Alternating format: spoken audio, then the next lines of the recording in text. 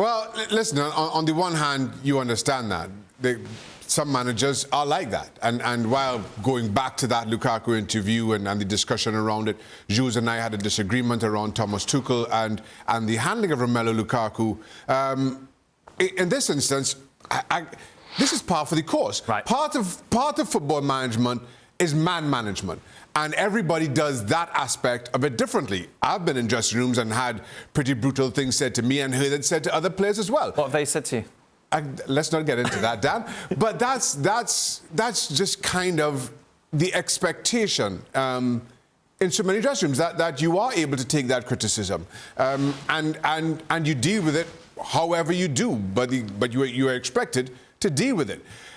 The difference here now is all of a sudden when things aren't going well or you are out of favour and maybe you want to take an opportunity to pile pressure on the manager, you complain about it. Right. And I don't understand it because, again, that was the atmosphere around most dressing rooms in football that I knew. So to have this complaint come back in this manner, it screams of spoiled modern-day footballers. It screams of being pathetic, Shaka. You know that. I mean, this is not woke 2022. I don't know what is. I mean, I was frightened of some coaches shouting at me when I was 10, right? When I was growing up. Before I even went to secondary school, I used to be frightened of them. Not as a professional footballer, not as a grown man being paid a lot of money. As you said, Shaq, we've heard some horrible things in dressing rooms. I'm not saying it's right, but sometimes tensions are high, the pressure's on, jobs are on the line, players have bad games, managers lose the plot, coaches lose the plot. It's all part and parcel of it. This complaining that Thomas Tuchel's been a little brutal on me about my finishing and it's making me second guess what I'm doing. Well, second guess it and get on a flight and sod off. Because if you can't take the criticism or a bit of bawling and shouting from a manager, you shouldn't be playing the game. And if you think that's wrong, go and join the woke society, the cancel culture, and sod off. Tell us what you really think. Jules, overall, we had Chelsea in the title race.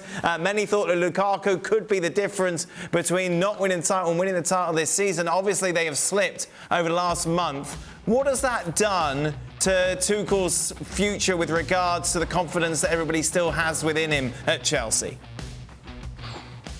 I think he will be the first one disappointed, and he knows the rules far too well at a club like Chelsea. I mean, he's one of the most intelligent managers that I've ever come across, and he knows that the day that those results stop, which means no more finals like the FA Cup, like the Champions League one, the League Cup one coming up, where you're not competitive enough anymore in the Champions League, for example, or in the league, then he knows he will be gone, and someone else will come and replace him.